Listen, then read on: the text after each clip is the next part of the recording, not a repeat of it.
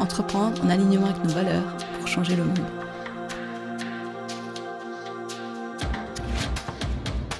Bienvenue au sommet virtuel Entrepreneuses du Nouveau Monde. Conversation avec des femmes qui font changer le monde.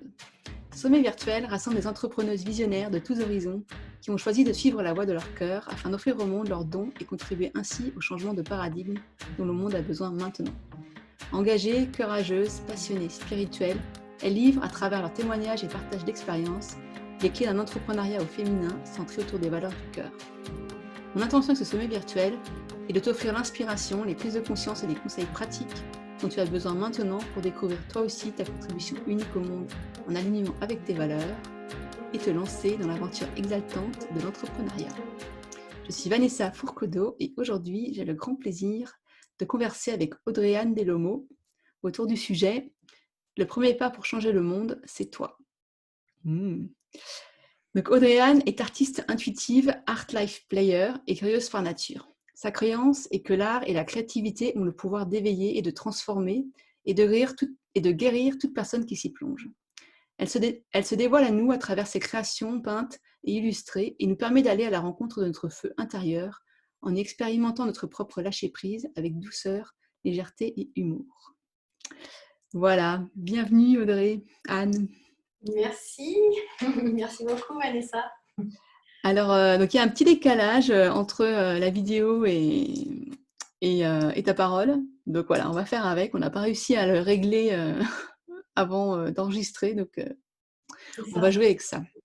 On n'a qu'à dire que c'est le décalage horaire parce que je suis sous les tropiques. Voilà, super. C'est bien, ça me change la grisaille qu'il y a aujourd'hui. Alors, le premier pas pour changer le monde, c'est toi. J'adore ce titre. Ça résonne beaucoup avec une citation qui est sur mon site, qui est soyons le changement que nous désirons voir pour le monde, une citation de Gandhi. Et c'est tellement ça, et donc j'aurais envie d'entendre ta version ou ta sagesse en fait autour de cette phrase. Le premier pas pour changer le monde, c'est toi. Ouais, bah, cette phrase en fait, elle est née d'une prise de conscience finalement. Moi, je me suis assez rapidement coupée de toutes les informations courantes parce que je me sens très oppressée un peu par tout ce qui se passe dans le monde et avec un grand sentiment d'impuissance.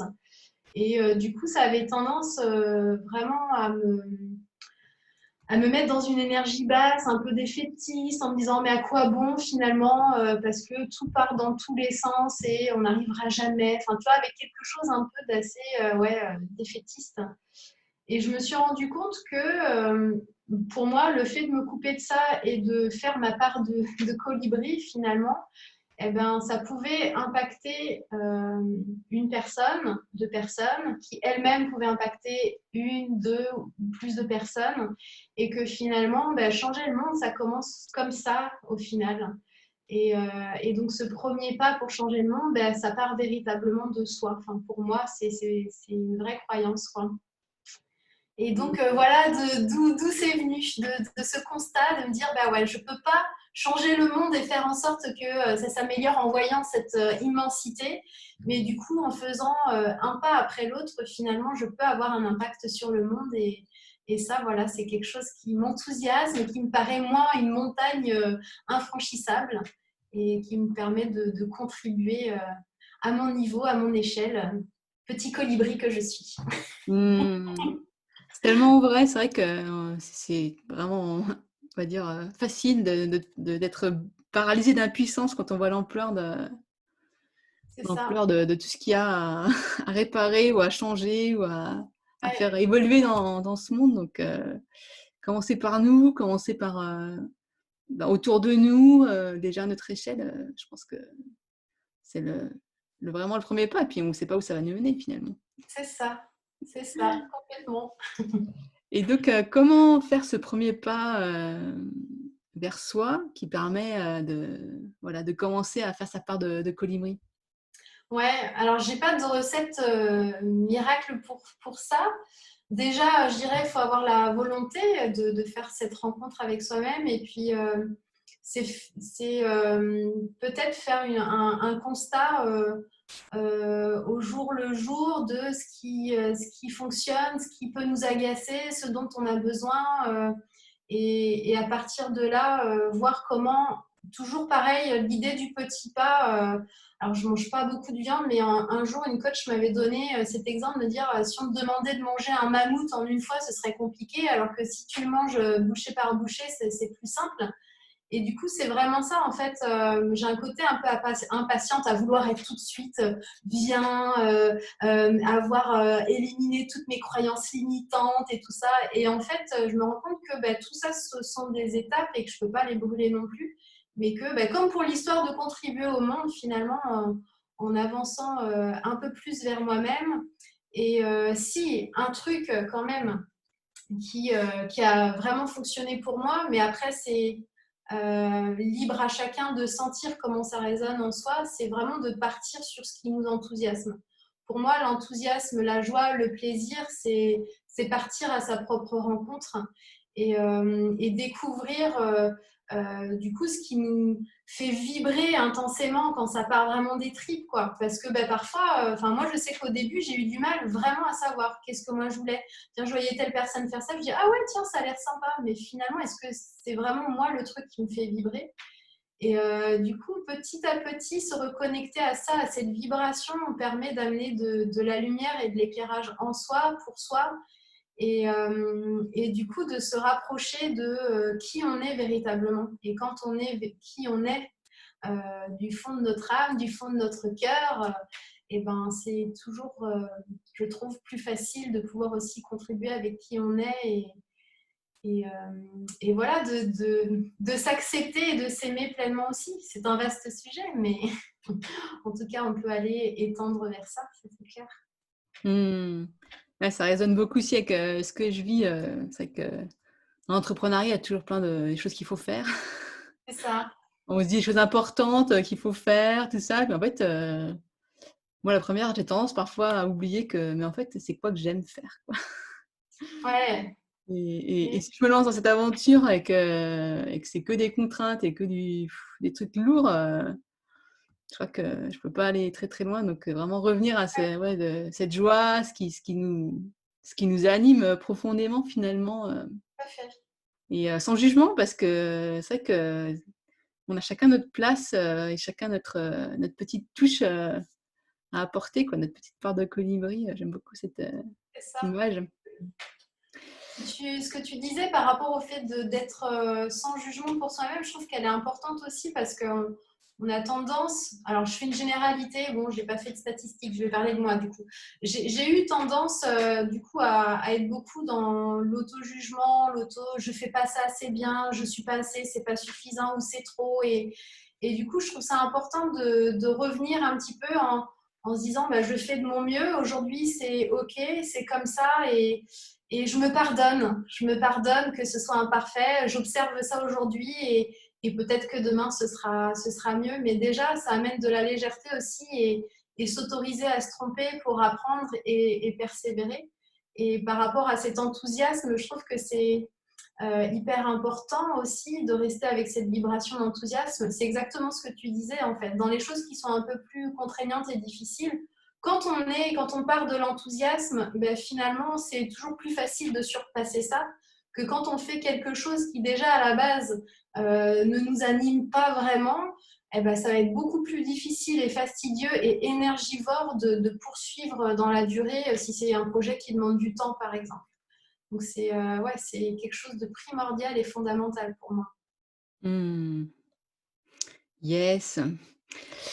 Et du coup, donc, dans ta bio, tu dis tu es Art Life Player. Alors, Ouais. c'est quoi? Je l'ai changé en version française pour dire jouisseuse de la vie.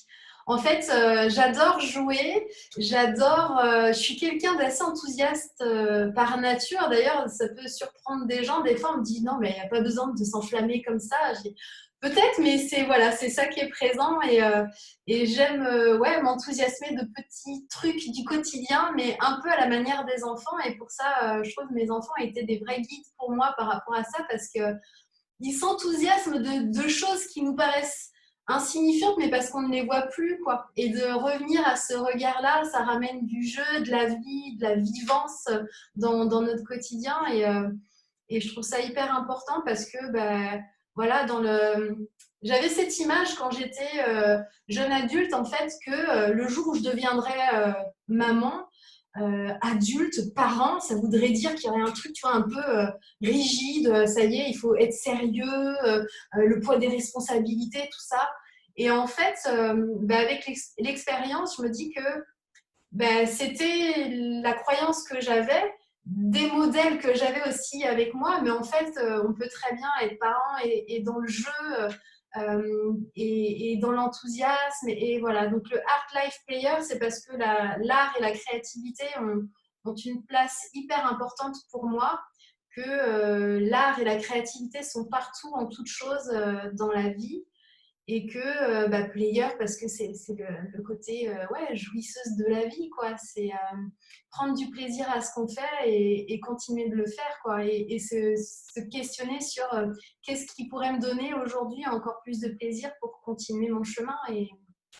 Et donc voilà, jouisseuse de la vie, j'aime bien. Yes. Et donc, du coup, toi, tu accompagnes les personnes à travers l'art. Oui. De comment l'art peut nous aider à aller vers nous-mêmes et à découvrir ce qui nous met en joie, ce qui nous anime profondément et je dirais aussi éveiller en fait notre part créative, quoi. Ouais, ben oui, moi ma croyance c'est qu'on est tous créatifs par nature. En fait, on est créatif et on continue de l'être. Euh, on peut poser parfois comment dire, des images sur la créativité ou sur l'art, comme que ce soit des choses de l'ordre du Picasso ou enfin voilà des grands noms. Et en fait, la créativité, ça peut être juste au travers de comment je vais cuisiner, quel plat, quels épices je vais mettre, comment je vais agencer ça dans l'assiette, comment je choisis de m'habiller aujourd'hui. Enfin, ça peut être aussi des choses du quotidien finalement.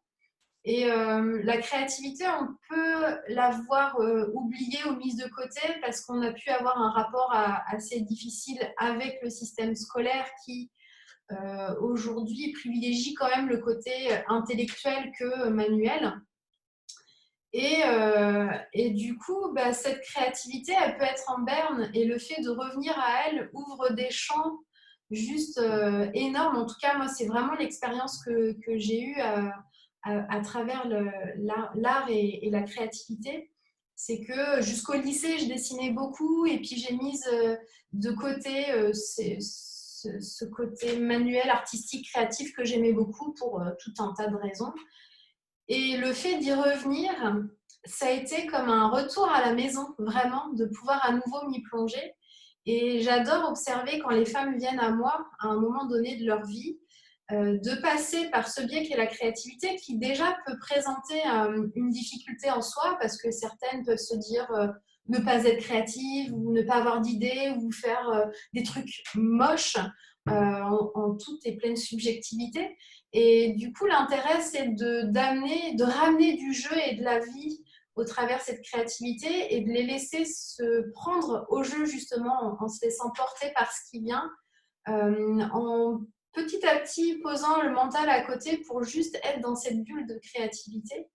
Et du coup, les résurgences sont vraiment surprenantes. Enfin, moi, je suis toujours émerveillée de voir ce qui se passe dans la vie des gens après et de voir les ponts qui se font en disant je ne pensais pas que juste avec cette matinée qu'on a passée ensemble, voir que ça lèverait tel blocage dans ma vie quotidienne ou tel blocage au niveau professionnel où là, du coup, c'est clair pour moi, j'ai acté que c'est plutôt vers ça que je vais m'orienter ou que j'ai envie de mettre en place. Enfin, voilà, c'est très thérapeutique en fait. Il y a des métiers nouveaux d'ailleurs qui s'appellent art thérapeute. C'est pas pour rien en fait. C'est que vraiment l'art et la créativité ont un fort pouvoir de guérison et de transformation. En tout cas, ça l'a été pour moi et j'ai cette croyance que ça peut l'être pour tous. Ouais, moi, pour moi, ça l'a été aussi, hein. J'ai toujours cru que j'étais pas musicienne Ouais. et que j'étais nulle en musique et que la musique, c'est pas pour moi. Et il y a quelques années, là, par des circonstances heureuses, hasardeuse et heureuse de la vie, j'ai trouvé mon instrument, qui est la harpe, et ça a été une espèce de... C'est comme si j'avais fait un voyage en arrière dans le temps, en fait, où je me suis reconnectée à une partie de moi que j'avais laissée sur le chemin. Et ça m'a vraiment, je sais pas, ça m'a rendue plus complète, en fait. C'est ça que je dirais, c'est que d'un coup, je me sentis c'est comme si j'avais récupéré une partie de moi. C'est ça que Ouais, j'avais oublié, ou j'avais mise de côté dans ma vie, sur mon chemin. Et, voilà, et je suis déjà assez créative, hein, mais c'est par exemple cette partie musicale là, qui est quelque chose que j'avais mis sous le tapis à cause d'expériences malheureuses dans mon enfance. ouais. D'avoir récupéré, ça m'a... Ouais, je me sens plus complète, quoi. Je me sens plus équilibrée. Et je sens que j'ai, ben, peut-être pas encore tout, mais voilà, c'est comme si le pulse de ma vie commençait à prendre forme d'une manière plus complète. C'est ça, les pièces se rassemblent et ça met de la lumière, effectivement. Enfin, c'est vraiment ce sentiment-là que j'ai. Mais ça se voit quand t'en parles, t'as les yeux qui pétillent. Ah, c'est ma grande passion, et là en ce moment j'essaie de trouver le moyen d'avoir plus de temps pour travailler moins et faire plus de harpe. Ouais, C'est mon objectif après le sommet, là, c'est travailler moins et faire plus de harpe. un chouette objectif. Et c'est vrai que ce que tu disais sur le fait qu'en fait tout acte de notre vie peut être un acte créatif. Oui, Moi, je le vois là pour ce sommet, mais je prends plaisir à... En fait, c'est une vraie œuvre d'art en fait que je crée. Donc c'est un événement virtuel avec toutes ces conférencières et tout, mais c'est quand même comment je les agence, comment je présente le truc, quelles couleurs je choisis, comment je mets les images, qu'est-ce complètement. que je mets en valeur pour chaque conférencière. Donc c'est une espèce de danse entre bon, des données, hein, et des aspects très mathématiques et concrets voilà, des logiciels, tout ça, mais il y a aussi cette partie créative. Et je pense que c'est aussi ce qui me nourrit, outre le fait de rencontrer toutes ces personnes absolument extraordinaires voilà, qui me font me sentir moins seule et qui me donnent espoir en l'avenir, ouais, de pouvoir exprimer aussi voilà, ce côté créatif, quoi. C'est ça. Puis c'est tout cet espace de liberté qu'on prend. C'est le fait de oser aussi sortir par rapport à des schémas préétablis qu'on pense être la norme, mais au final, il y a pas, enfin, il y a une norme préétablie pour la société, mais finalement, ce qui est le plus juste, c'est ce qu'on ressent nous, et même si c'est différent de ce qui existe, tout est OK, quoi. Enfin, Mm. Et donc, dans le petit questionnaire que je t'ai envoyé là, je demandais quel était ton défi principal dans ta vie d'entrepreneuse. oui, Et tu m'as cité donc, le lâcher-prise, qui est un ouais, défi, je pense que on est nombreuses à connaître. oui. Et puis, donc j'aurais aimé voilà, te demander un peu, voilà, le lâcher-prise, c'est quoi pour toi? Comment tu cultives le lâcher-prise dans ton quotidien et dans ton parcours en fait d'entrepreneuse? Ouais. Ouais, vaste question que celui du lâcher prise. C'est vrai que c'est un peu ce sur quoi j'ai basé aussi mon activité. Parce que pour moi, c'est vraiment la pierre angulaire à se libérer et à se retrouver soi.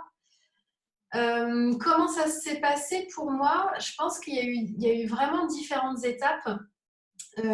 Déjà, enfin pour moi, l'arrivée de mon aîné a été assez chamboulante à tout niveau, hein, autant positif autant agréable que désagréable. Et donc, elle m'a amenée à me questionner vraiment sur bah, qu'est-ce que je fais. Ça, je le fais parce que bah, j'ai connu ça et en même temps, je suis pas tout à fait en accord. Mais du coup, si je fais pas comme j'ai connu, enfin voilà, ça tourbillonnait pas mal dans le mental. Et, euh, et du coup, comment parvenir? Ben, je dirais que ça a été par des rencontres, par des échanges, le fait de pouvoir être soutenu et d'échanger en fait avec des pairs. Ça a été quelque chose de très très important pour moi dans ma vie et ça l'est encore en fait, de pouvoir échanger en liberté sur les ressentis sans être jugé en fait, juste en étant accueilli avec ce qui est aujourd'hui. Ça ne veut pas dire que ce sera pareil demain, mais en tout cas aujourd'hui c'est ça. Et ça amène énormément de réflexion, en fait, de pouvoir se dévoiler et se dire comme ça, en étant écouté pleinement. Et du coup, c'est toutes ces petites sorties de zone de confort aussi qui permettent d'amener le lâcher prise. Donc, tu me partageais tout à l'heure, alors je vais peut-être devancer une de tes questions, mais tu me partageais tout à l'heure sur le nomadisme, parce que je me qualifie, moi, de semi-nomade. Et voilà, mes enfants sont déscolarisés depuis 5 ans maintenant. On vit l'instruction en famille depuis 5 ans. Et ça a été en réflexion pendant 3 ans, par exemple, avant de oser le faire, parce que ben, je connaissais personne dans l'entourage. Est-ce que je vais réussir? Enfin voilà. Et en fait, c'est de se dire que rien n'est irrémédiable. Et je suis vraiment partie de ça pour cette première expérience qui a été une grosse sortie de zone de confort et un gros lâcher prise pour moi. C'était de se dire, ok, ben, je déscolarise mon aîné de l'école. Et si ça marche, autant pour elle que pour moi, on continue. Mais au final, si on voit que ça ne matche pas et que c'est trop compliqué pour moi à gérer, qu'elle, elle ne s'y retrouve pas non plus, eh ben, on fait un retour en arrière et c'est OK en fait. C'est l'expérience qui nous apprend et qui nous permet de vraiment ressentir. Et pour moi, le lâcher prise, il est très en lien justement avec ce côté expérientiel. Parce que voilà, moi, dans toutes les thérapies que j'ai pu expérimenter, le fait de passer par le corps et le ressenti, ça a été quelque chose de juste énorme pour moi, en fait. Parce que ça me... Je sais pas comment trop le mettre en mots, mais c'est comme si j'intégrais un processus, en fait.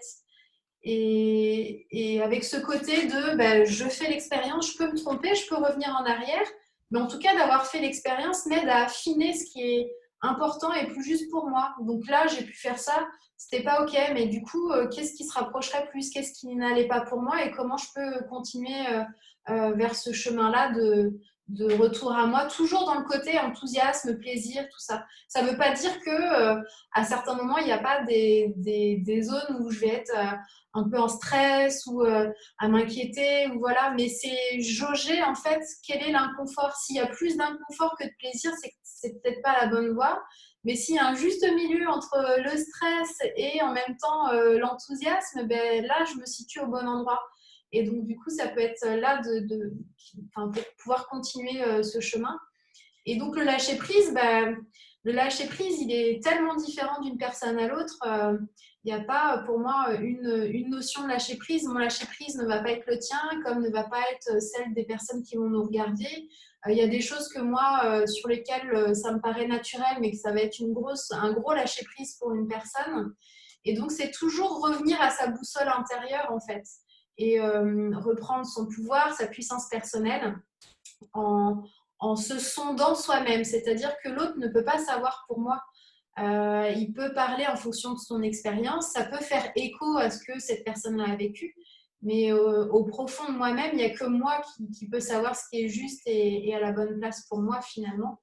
Et donc c'est revenir, replacer, moi j'ai vraiment à cœur ça, que les femmes puissent vraiment être actrices dans tous les domaines de leur vie en se reconnectant vraiment à leur enthousiasme, leur boussole intérieure et du coup, voilà, les essais-erreurs, enfin voilà, moi ça me parle beaucoup de pouvoir tâtonner. Mais alors, comme les enfants, en fait, on ne se pose pas la question d'un enfant qui commence à apprendre à marcher, tu vois, qui va tomber. S'il était dans le mental de nous adultes comme nous, on peut l'être, tu vois, au bout de 3-4 fois ou 5-10, on se dirait non, bah, c'est bon, je laisse tomber, j'arriverai jamais à marcher. L'enfant, en fait, il va continuer, il va persévérer et il va affiner, en fait, au fur et à mesure. Et c'est comme ça que ça va lui permettre de se redresser et de pouvoir marcher finalement avec de plus en plus d'aisance. Mais voilà, c'est un exemple que je donne souvent, mais il me parle tellement. J'aime beaucoup aussi ce que tu partages sur le fait qu'il y a ce lâcher prise. Donc, à un moment donné, on lâche. En même temps, il y a aussi ce rester dans le ressenti, quoi. Parce que parfois, je lâche prise sur quelque chose et je me rends compte que ça m'emmène quelque part où ben, c'est pas mieux qu'avant. C'est pas là que j'ai envie d'être, en fait, quoi. Et donc, de pouvoir ressentir, me dire, bah, OK, là, j'ai eu ce lâcher prise. Ça m'a emmené là. Bon, en fait, c'était pas ça. Et du coup, je peux revenir en arrière ou je peux chercher autre chose. Et donc, voilà, quelque part, parce que moi, dans mon expérience, j'ai l'impression que parfois, lâcher prise, c'est aussi assimilé un peu à la passivité. Genre, en gros, je lâche prise et après, je me laisse porter par la vie. la vie, elle m'emmène. Mais en fait, je crois que, en tout cas pour moi, l'expérience, c'est que c'est vraiment une danse, quoi. C'est que oui, je me laisse porter par la vie, mais en même temps, il y a des fois, la vie, elle me porte à un endroit où j'ai pas envie d'être, quoi. Et C'est ça. là, hop, je reprends le volant, je reprends les rênes et je fais marche arrière, ou je repars ailleurs, ou je prends un virage. C'est exactement ça. Dans le côté reprendre sa puissance personnelle, c'est ça en fait. C'est d'être vraiment actrice de ses choix, de sa vie. Et ok, à certains moments, on peut se laisser porter par le courant et apprécier ce voyage. Mais c'est pas parce que déjà, c'est pas automatiquement que ça va se faire à chaque fois et naturellement. Mais en tout cas, si on le fait et que ça se passe et que ça se passe, on va dire voilà, c'est important, je trouve, de pouvoir se sonder vraiment pour sentir comment c'est ce que tu partageais sur bah, finalement là, c'est peut-être pas tout à fait ça dont j'ai envie, besoin ou là où j'ai envie d'être. Quoi. Mais l'expérience et le fait d'être acteur de ses choix et d'y aller pleinement en fait. Quand on choisit, on subit plus la situation finalement. Même si la situation ne nous convient pas énormément, voilà, le fait de choisir en conscience eh ben, nous permet de mettre d'autres actes en place aussi. Et le Mmh. lâcher prise, ça peut être ça aussi. Du coup, ça peut passer par ça. Et alors, petite question, du coup, quand on parlait d'enfants, de nomadisme, comment tu fais pour, allier ou alchimiser quelque part, ben, élever tes enfants enfin, le, l'école à la maison, Oui, le voyage ouais. et l'entreprise? Ouais, fou, c'est pas fini. Hein. J'aspire à trouver un équilibre, je pense, comme beaucoup de personnes. Alors, les premiers temps, j'avais, quand on a déscolarisé ma fille, du coup, j'étais à l'époque formatrice, donc je continuais de travailler et je me suis rendu compte que ça allait être un peu compliqué en fait de poursuivre. Alors j'étais à mon compte hein, déjà, mais voilà, ça nécessitait, comme c'était quelque chose de nouveau, ça nécessitait vraiment une pleine entière disponibilité. Donc à ce moment-là, j'ai choisi, alors c'est pas venu tout de suite le choix, il y a eu un moment où j'avais eu l'impression de subir, c'est ce que je partageais tout à l'heure sur le fait de choisir, subir et j'avais l'impression de me sacrifier professionnellement, personnellement en termes d'épanouissement pour ce choix qui était aussi important pour moi. Donc j'étais un petit peu en ambiguïté parce que j'étais totalement en accord avec ce choix et en même temps je ne me sentais pas pleinement épanouie personnellement et professionnellement. Et puis le fait d'avoir lâché justement sur ok, ben là, l'activité, elle n'est pas conciliable aujourd'hui, maintenant, avec ce qu'on vit. Qu'est-ce que je peux faire? Comment je peux réfléchir à autre chose? Ou qu'est-ce que je choisis? Et donc, ce qui est venu à ce moment-là, ça a été de mettre de côté un peu mon activité professionnelle tout en gardant un pied dedans, c'est-à-dire que moi je continuais d'explorer pour moi et je partageais mes explorations sans trop savoir vers où ça allait m'amener ou sans avoir d'objectif précis en me disant bah, tiens, je fais ça parce que comme ça après je vais proposer aux personnes qui vont me contacter. Et naturellement, en fait, le chemin est venu sur la créativité parce que j'ai beaucoup avancé sur ce que j'appelle le journal d'exploration créative, qui est comme un journal intime, mais où je dépose tout sous forme créative, en fait, avec de la peinture, des pastels, enfin, voilà, ça peut allier l'écriture, le dessin, la peinture, le collage, enfin, voilà, vraiment, c'est des techniques mixtes.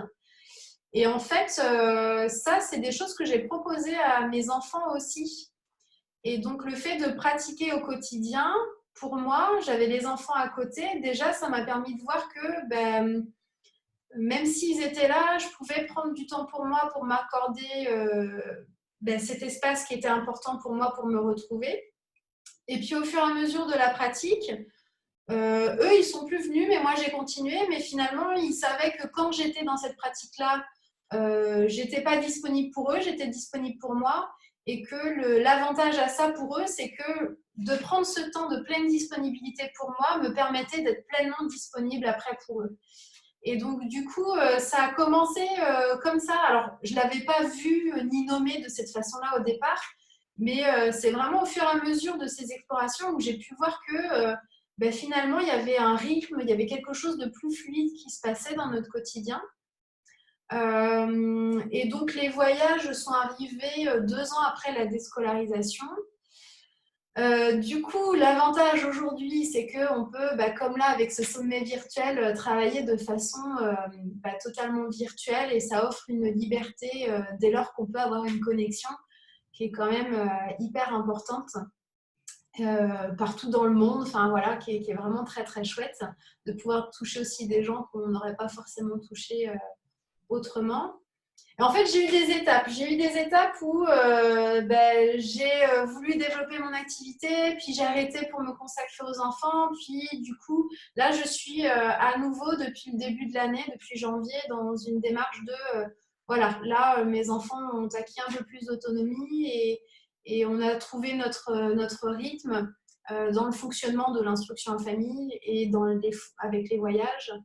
Et donc, voilà, je me consacre vraiment davantage là à l'activité professionnelle que j'ai envie de proposer aux femmes, parce que j'accompagne que des femmes. Je ne Et sais pas du si coup, ça répond à ta question, parce que c'est assez abstrait finalement que je partage, mais bon. non, mais totalement. En fait, ce que j'ai retenu, c'est que ça a été graduel, en fait, et ça a été une expérimentation tout du long. Ah, Voilà, et une écoute à nouveau. En fait, tout à fait. tu as écouté, oui, là, j'ai l'impression de me sacrifier. Ok, alors comment je fais pour rectifier ça? Ou qu'est-ce que je peux mettre en place pour. C'est ça. Je crois que, enfin, c'est ce que je constate aussi pour moi, c'est toujours l'expérimentation. Hein. Oui, Quand on effectivement. regarde en arrière, après on se dit, ah, mais c'était évident. Mais quand, C'est ça. dans le moment, on tâtonne et. C'est ça, puis voir les moments où ça accroche, où on peut être grognon, où ça va pas, c'est ok, voilà. Là, qu'est-ce qui se passe, quoi? Quel est le besoin qui n'est pas assouvi aujourd'hui? Parce que s'il se passe ça, c'est que c'est pas pleinement OK pour moi. Et donc, en ayant identifié le besoin, autant les miens que là, aussi ceux de mes enfants, parce que du coup, on était dans cette danse à trois, mon mari étant en activité. Donc, voilà, c'est principalement moi qui m'occupe des enfants en journée, en semaine. Donc, dans cette danse à trois, c'est ça, c'est identifier les besoins respectifs de chacun et faire en sorte que ça puisse coïncider au mieux. Et ouais, revenir à soi, en fait, sonder.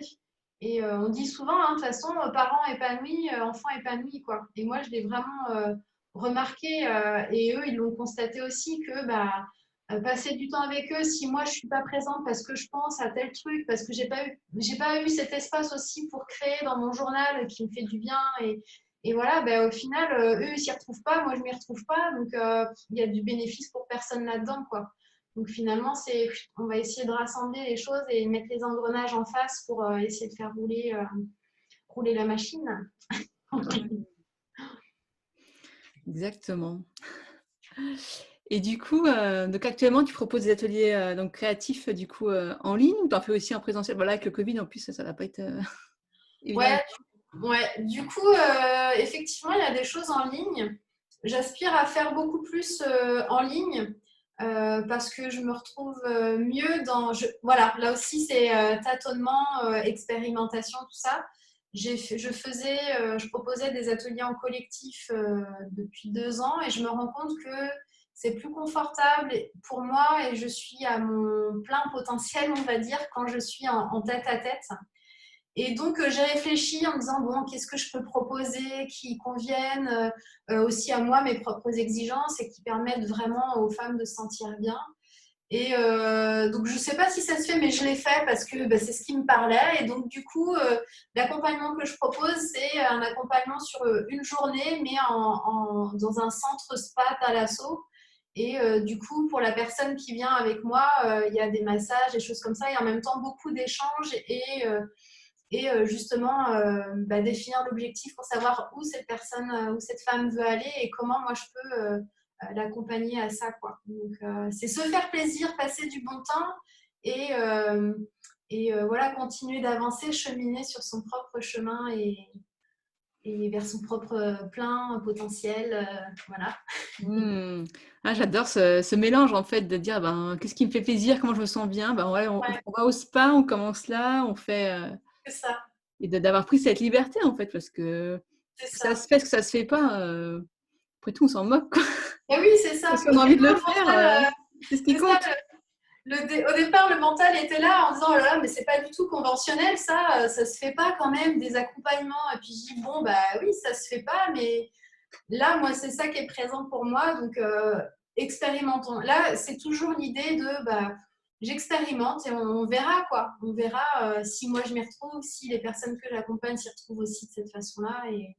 Et voilà, je trouve qu'il y a pas. Enfin, moi, en tout cas, j'aurais adoré avoir ce type de proposition, de pouvoir me faire chouchouter, d'être accompagnée. Enfin, voilà, tout en ayant des pistes, des clés, des éclairages pour pouvoir avancer sur mon propre chemin. C'est précieux, je trouve. Ah, ça me donne envie.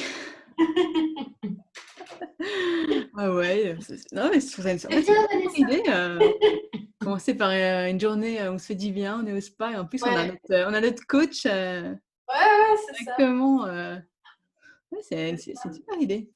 Peut-être que je vais te la piquer un jour.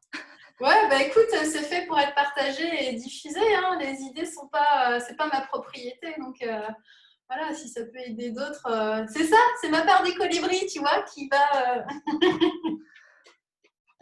Tu vas créer une nouvelle mode, c'est de voilà, commencer les coachings, dans un spa.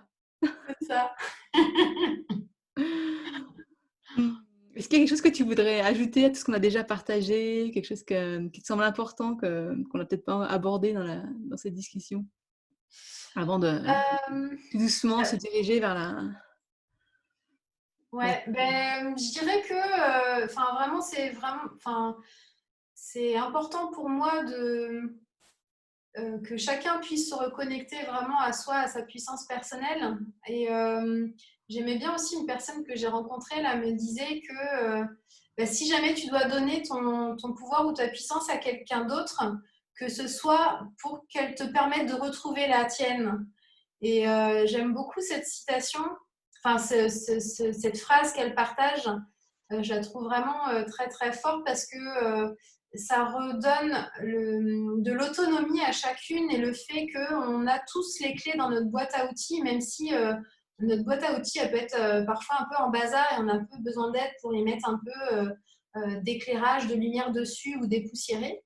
Mais vraiment, on a tout ça à l'intérieur de nous, quoi. Et c'est vraiment important pour moi qu'on puisse à nouveau retrouver cette autonomie, même si ça veut dire à un moment donné être guidé par quelqu'un. Mais voilà, je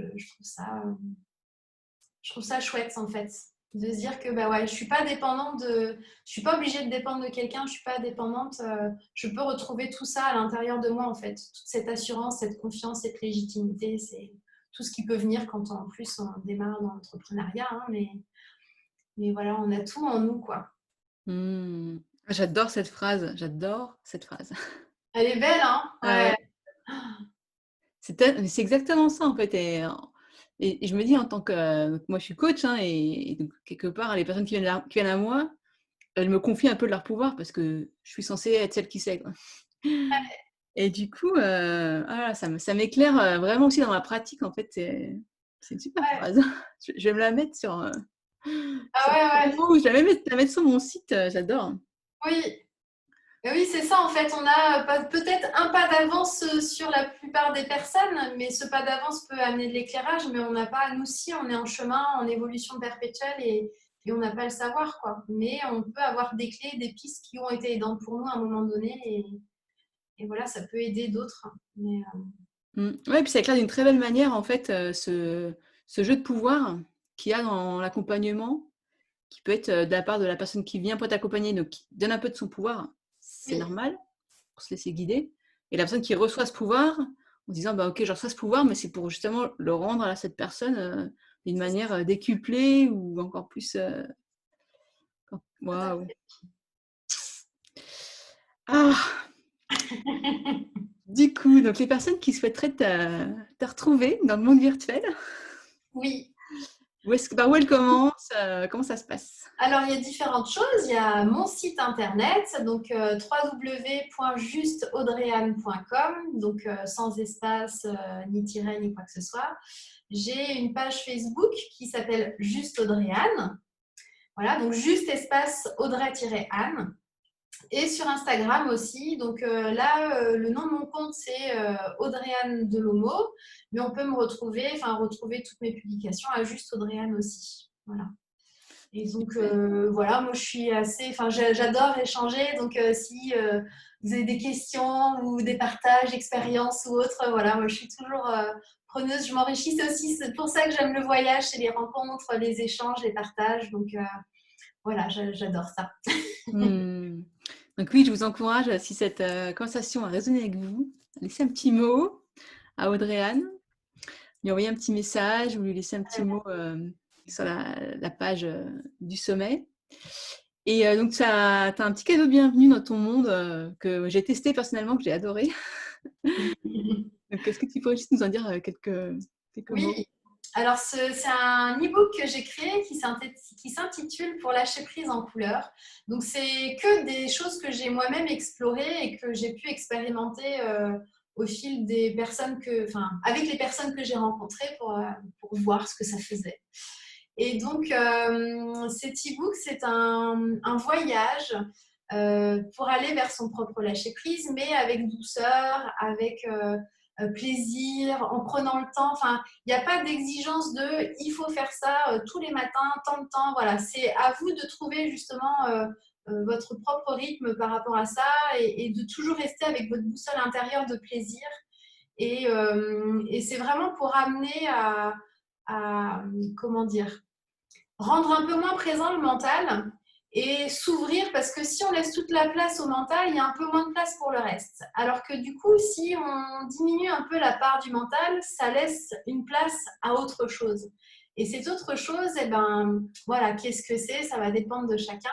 Mais en tout cas, en faisant cette petite exploration créative, ça vous permettra voilà, déjà de voir si c'est quelque chose qui vous parle, qui vous plaît ou non et de vous laisser voyager dans votre propre créativité. Et donc, ce petit e-book, vous pouvez le retrouver sur mon site, donc sur la page d'accueil. Il y a un petit encart justement prévu à cet effet. Vous avez juste à renseigner votre nom, prénom et mail et vous recevrez du coup l'e-book. Voilà, et donc c'est un e-book haut en couleur. Oui. Et donc, je vous invite toutes et tous à aller tenter l'expérience. C'est ça, c'est une expérience à vivre. Mmh. Bah, écoute, Audrey-Anne, merci. Merci pour ce partage super riche. Est-ce que tu as envie de rajouter une dernière pépite pour Une dernière pépite qui me pour tes vient là. derniers mots, en fait? Ouais, et puis je vous en ai pas parlé, mais ça me vient là. Dans l'idée de suivre ses enthousiasmes et ses envies, c'est voilà, moi, on va dire, mon moyen de prédilection pour communiquer, c'est l'art et la créativité, plutôt médium aquarelle et peinture acrylique, mais se laisser la porte ouverte à autre chose. Et du coup, moi, depuis quelques semaines, j'expérimente l'écriture de récits érotiques qui n'a absolument rien à voir avec ce que j'ai fait jusqu'à présent, mais voilà, qui m'anime énormément et qui permet d'avoir une autre approche de découverte de soi-même, de ses sens, de s'ouvrir. Voilà. Donc surtout, restez connectés à vous et même si ça paraît pas toujours en lien, bah, si ça vous fait plaisir et que ça vous enthousiasme, bah, vraiment allez-y pleinement et plongez-y et faites-vous plaisir, quoi. Bon, et moi, du coup, j'attends l'e-book sur l'écriture de récits érotiques. Hein. J'ai Sinon, des petits visages.